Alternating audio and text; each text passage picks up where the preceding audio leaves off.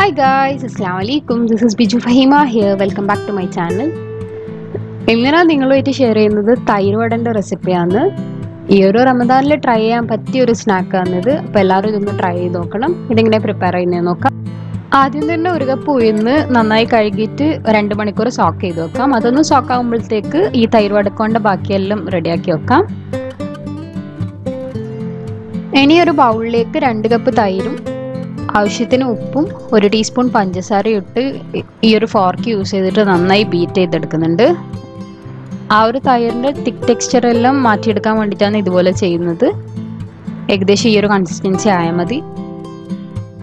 ഇനി ഇതിലേക്ക് 1.5 table spoon തേങ്ങയും 1 പച്ചമുളകും ചെറിയ കഷ്ണം ഇഞ്ചിയും അരച്ച് വയ്ക്കേണ്ടതുണ്ട്. അപ്പോൾ ഞാൻ ഇന്ന് പ്രിഫർ ചെയ്യുന്നത് അമ്മിയാണ്. കാരണം ഇത്ര ചെറിയ എമൗണ്ട് മിക്സിയിലിട്ട് അരച്ചെടുക്കുന്നതിനെക്കാട്ടി എളുപ്പത്തിൽ നമുക്ക് അമ്മിയിൽ അരച്ചെടുക്കാൻ പറ്റും. അതും മാക്സിമം വെള്ളം കുറച്ചിട്ട് വേണം അരച്ചെടുക്കാൻ.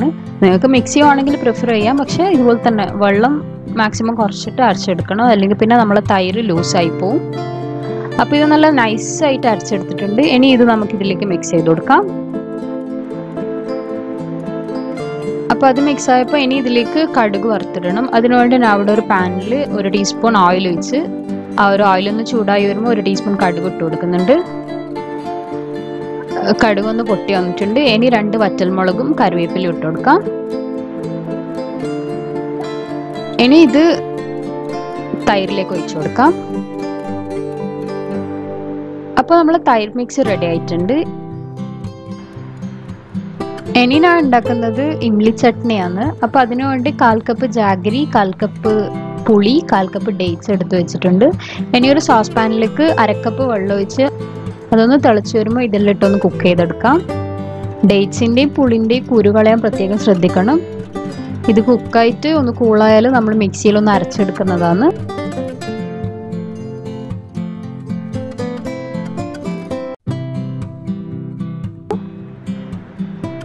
അപ്പോൾ ഇത് ഏകദേശം കുക്കായിട്ടുണ്ട്. ഇനി ഫ്ലെയിം ഓഫ് ചെയ്ത് വെക്കാം. ഇനി ഇത് കൂളായതിനു ശേഷം ഞാൻ ഒരു മിക്സിയിലേക്ക് ഇട്ട് 1 ടീസ്പൂൺ പഞ്ചസാര ഇട്ട് നല്ല പേസ്റ്റ് ടെക്സ്ചറിലൊന്ന് അരച്ചെടുക്കുന്നുണ്ട്. നിങ്ങൾക്ക് വേണമെങ്കിൽ ഇതിലേക്ക് വെള്ളം ആഡ് ചെയ്ത് ലൂസാക്കി എടുക്കാം, പക്ഷെ എനിക്ക് ഈ ഒരു ടെക്സ്ചറാണ് ഇഷ്ടം. ഇനി അതിലേക്ക് 1/4 ടീസ്പൂൺ കാശ്മീരി മുളക് പൊടി, 1/4 ടീസ്പൂൺ ജീരകം പൊടിച്ചത്, 1/4 ടീസ്പൂൺ ചാറ്റ് മസാല, 1/4 ടീസ്പൂൺ ഉപ്പ് ഇട്ട് ഇതുപോലെ നന്നായി മിക്സ് ചെയ്തെടുക്കാം.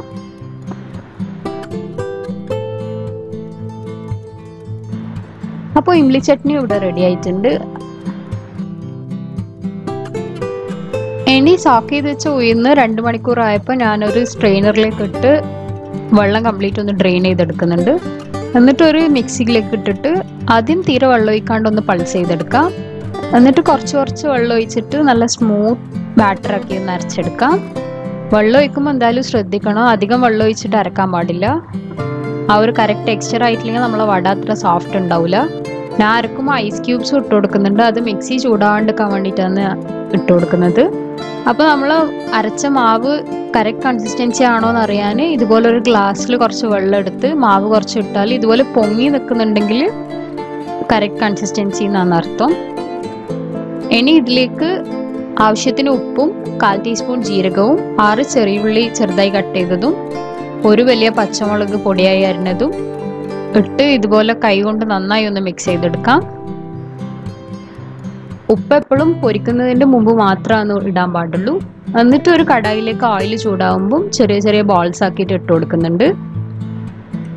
നിങ്ങൾക്ക് വേണമെങ്കിൽ വടൻ്റെ ഷേപ്പിലും ഇത് ഫ്രൈ ചെയ്തെടുക്കാം. ഞാൻ ചെറിയ ബോൾസ് ആയിട്ടാണ് ഇത് ഫ്രൈ ചെയ്തെടുക്കുന്നത്. ഈ ഒരു ബോളിന് അങ്ങനെ ഷേപ്പൊന്നുമില്ല, ഷേപ്പ്ലെസ് ആയിരിക്കും. എന്നിട്ട് ഈ ബോൾസ് ഒരു ഗോൾഡൻ കളർ ആകുന്ന വരെ ഫ്രൈ ചെയ്തെടുക്കാം. മീഡിയം ഫ്ലെയിമിൽ വെച്ചിട്ട് വേണം ഇത് കുക്ക് ചെയ്തെടുക്കാൻ, എന്നാൽ മാത്രമേ ഉള്ളിൽ കറക്റ്റ് കുക്ക് ആവുള്ളൂ. അപ്പോൾ ഇത് ഗോൾഡൻ കളർ ആയപ്പോൾ ഞാൻ ഇതെടുത്ത് ഓയിൽ ഡ്രെയിൻ ചെയ്യാൻ വെച്ചിട്ടുണ്ട്. എന്നിട്ടാണ് ഞാൻ ഈ തൈരിലേക്ക് ഇട്ടൊന്ന് സോക്ക് ചെയ്തെടുക്കുന്നത്.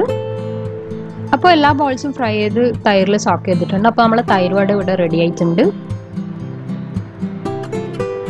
സെർവ് ചെയ്യുന്നതിന് മുമ്പ് ഞാൻ അതിൻ്റെ മേലെ കുറച്ച് പുതിനയില ചെറുതായി അരിഞ്ഞതും ചില്ലി ഫ്ലേക്സും പിന്നെ നമ്മൾ നേരത്തെ പ്രിപ്പയർ ചെയ്ത ഇംലി ചട്നി ഇട്ടൊന്ന് ഗാർണിഷ് ചെയ്തിട്ടുണ്ട്. ഇംലി ചട്നി ഞാൻ കംപ്ലീറ്റ് ആയിട്ട് മിക്സ് ചെയ്യുന്നില്ല, കാരണം ഓരോരാളെ ഇഷ്ടം പോലെ അത് മിക്സ് ചെയ്താൽ മതി.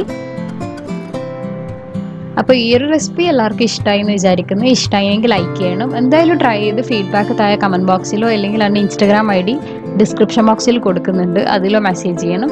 ഈ ഒരു ചാനൽ ആദ്യമായിട്ട് കാണുന്നതാണെങ്കിൽ എപ്പോഴും പറയുന്ന പോലെ സബ്സ്ക്രൈബ് ചെയ്യാൻ മറക്കണ്ട. ഇൻഷാ അല്ലാഹ് ഇനിയും കൂടുതൽ വീഡിയോസ് ആയിട്ട് വരുന്നതാണ്. Keep supporting. Thank you.